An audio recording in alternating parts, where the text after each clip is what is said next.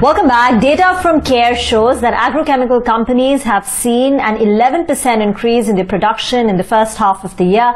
Exports have risen by 13.5% for the industry, and imports are higher by 37%. This is data for the first half of the year, aided by a good monsoon, strong rural demand and sentiment, as well as a good sowing season. We're trying to understand what the outlook is for the remaining half of the year. M.K. Dhanuka, the MD of Dhanuka Agritech, and Rajesh Aggarwal, the MD of Insecticides India, are here with us. Gentlemen, morning, and thanks so much for joining in. Mr. Dhanuka, if I may start the discussion with you, if you could tell us how Q3 has shaped up for you. The last time we spoke to you, you indicated that the monsoon had impacted you all in Q2.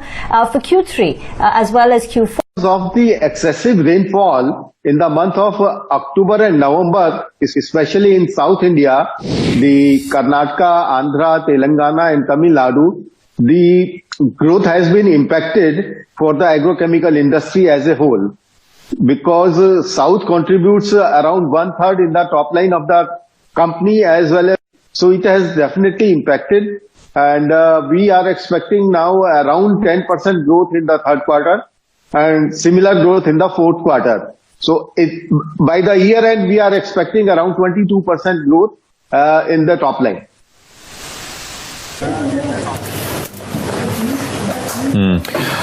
Mr. Aggarwal, same first question to you as well, sir. What are you expecting in terms of the third quarter and the full year?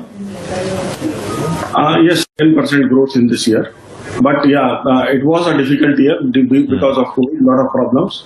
So first quarter was very, very positive. For us, second quarter was not so good.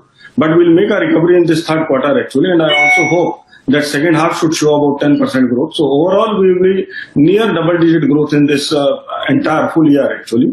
But we are not that bullish that it will be more than 15 or something like that. But yes, it will be around 10% growth for us as a whole, because overall it has been difficult time actually due to this rains and untimely rains. They are impacting, though the reservoirs are full, there is availability of water, but untimely rain is impacting the business.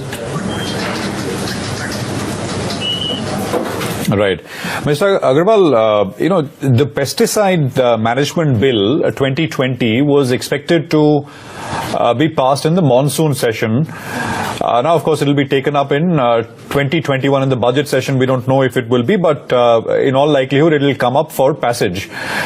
What is your sense of what it will do, sir? Because from my reading, it does look like the government is essentially going to be able to cap prices in a pretty, the focus and the thrust is towards soil protection, controlling the spread of spurious products, but there is also a large element of price control which the bill envisages. Your thoughts, sir? Yeah, the bill is very, very important actually, and the government's thrust on farmer is also very good. So that's important that government is thinking about the farmer. But as an industry, we expect that there should be a lot of reform in the bill, and that was not there. So we wish that it should go to the expert committee and then it should be considered, because a lot of improvements which were required technically, we as an industry feel are not done actually. Rather, there are a lot of punishment and the bill has been more criminalized. Instead of supporting the industry, it is more towards criminalization of the activities of the industry actually.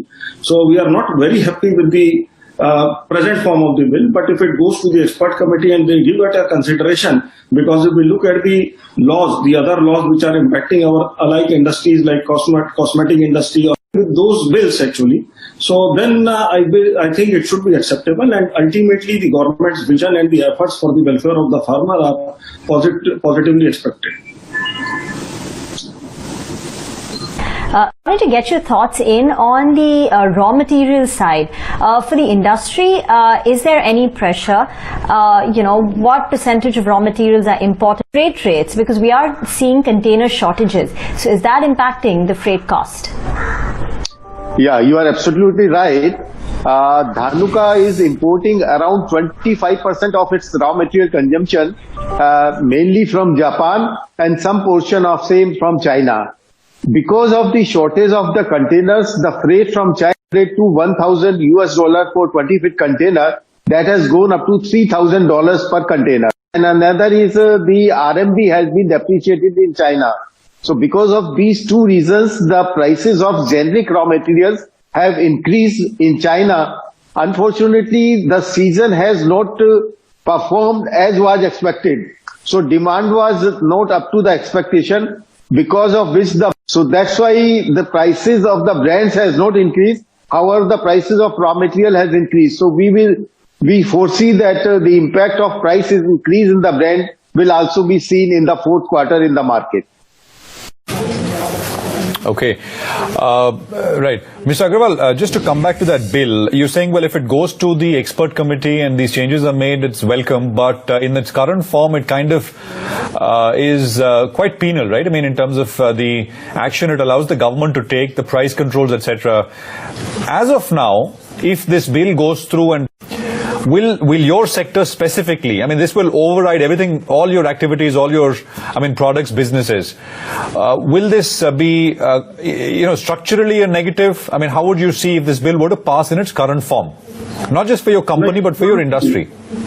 Yeah, I will talk about the industry. What I feel is like the penalty goes up in front of about 5 years. If there are complaints from the farmer and if there is a failure of a sample.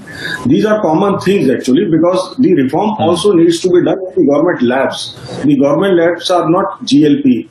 They are not NABL. We have been requesting government that they should improve the systems of their laboratories actually, but somehow that reform is yet to. The industry should have NABL laboratories and also go up to GLP standards, and they are not doing it. This is a very negative thing actually. And under those circumstances, if there is a sample failure issue, which is not a willful attempt, but still if there is an issue, and then if you are penalized so much, these are all criminal cases actually, which are being taken very negatively by the industry actually, and people are generally worried that this type of strict punishment should not be involved actually. That is the first point. Second point regarding the price fixing, to an extent that will be a trouble, because yes, for the generic products government can do it, but here I would like to tell you that in India farmer gets the cheapest pesticides. Particularly we talk about the generic pesticides, because when India produces, world has to stop. I mean to say that we can produce at a price which the world cannot compete, because there are certain advantages in the country, because the salary level, the salary structure, the raw material availability, the transportation cost, all these costs are the minimum in comparison to the other advanced countries of the world. So we can compete in a better fashion. And since there is competition in India, due to that competition, our farmer is getting all these products at a reasonable price, or I can say at almost very cheap prices in comparison to the other countries of the world. So when the things are available due to competition at a cheaper price, by bringing the price control, you are not going to do something great.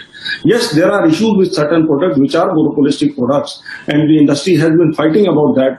Some companies which are the Indian manufacturers, that the products which are imported and which are still out of patent, which have come out of the patent, the competition should be introduced into those products. And if the Indian companies are given a chance to manufacture these products can become cheaper and they can go to the farmer at a cheaper price, because the government's vision is also to bring the new greener chemistry available to the farmer. And if there is competition, and if the Indian companies start manufacturing these new technology products, of course they will be available to the common farmer at a cheaper price, and that is going to be a better solution in my opinion. Mr. Aggarwal, Mr. Dhanuka, we've run out of time, but thank you very much for joining us on CNBC TV 18, and we wish you a happy new year in advance and a great 2021.